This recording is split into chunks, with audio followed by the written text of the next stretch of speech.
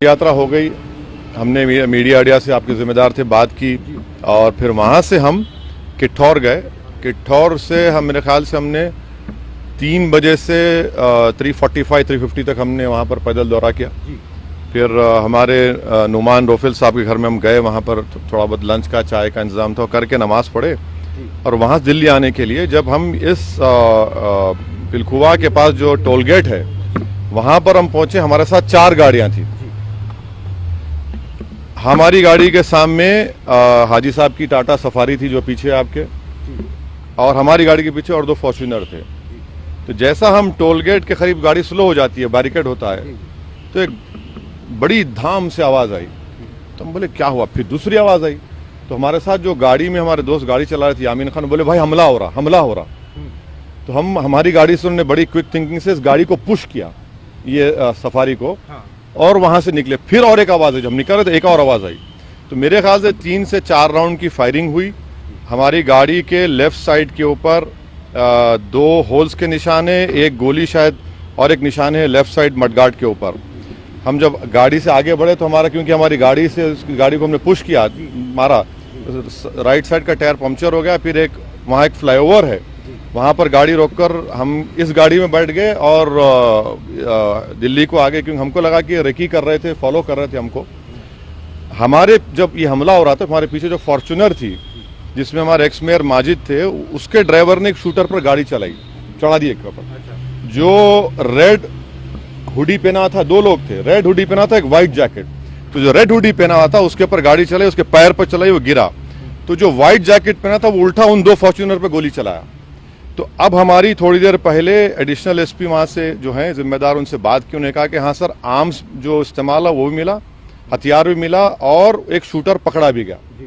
तो हमारी election commission of India से ये गुजारिश है कि इसकी इंडिपेंडेंट जांच करवाई जाए, और ये कौन है लोग, किसका दिमाग है इसके पीछे, और आखिर क्यों ये हमला हुआ, किसने ये कॉन्स्पिरेसी की, ये जानना बेहद ज़रूरी है। और सुनिए, और हम स्टेट गवर्नमेंट और मोदी गवर्नमेंट दोनों से ये कह रहे हैं कि ये इनकी जिम्मेदारी है कि वो इंडिपेंडेंट जांच करवाएं, और इसके पीछे दिमाग किसका है।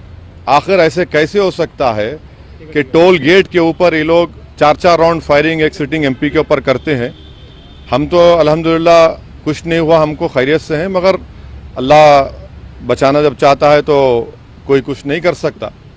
मगर आज ये हुआ है। अभी देखिए, हम तो क्या उम्मीद करते हैं कि आपको क्या लगता है कौन हो सकते हैं आखिर? नहीं, मुझे देखिए हमको कई बार लोग धमकी देते हैं, कई बार बहुत सी बातें करते हैं।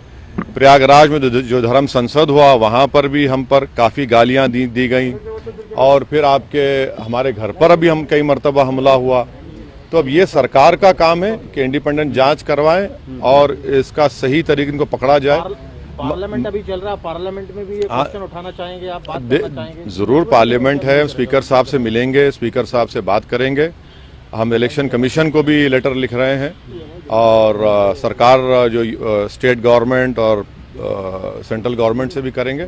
मगर अल्हम्दुलिल्लाह अल्लाह करम है, खैरियत से। ये ना सिर्फ कंडेमनेबल है, बल्कि तो सबको सोचना पड़ेगा कि आखिर ये कौन लोग हैं जो इतनी हिम्मत करके गोली भी चला रहे हैं और ये सब हरकतें कर रहे हैं। सर, इलेक्शन से ठीक पहले ये सब क्या दर्शाता है? हाँ, इलेक्शन से ठीक अब नहीं मालूम मुझे। अगर ये लोग, ये मारने वाले अगर ये समझ रहे हैं कि हम पीछे हट जाएंगे, हम डर जाएंगे, हम शुरू दिन से कह रहे हैं कि जब तक हमको अल्लाह जिंदा रखेगा हम जिंदा रहेंगे, जिस दिन हमारा वक्त आएगा हम चले जाएंगे। मगर इस तरह के बुज़दिली की हरकतों से, इस तरह से गोली चलाने से हमारे ना हौसले और हिम्मत में कमी आएगी, बल्कि इंशाल्लाह और हौसले हिम्मत बढ़ेगी। और हमारा मानना है कि जब अल्लाह बचाना चाहता है, मगर ये कौन ताकतें हैं और कैसे उत्तर प्रदेश में ये इस तरह की हरकत हो रही है, ये तो जनता को भी देखना है।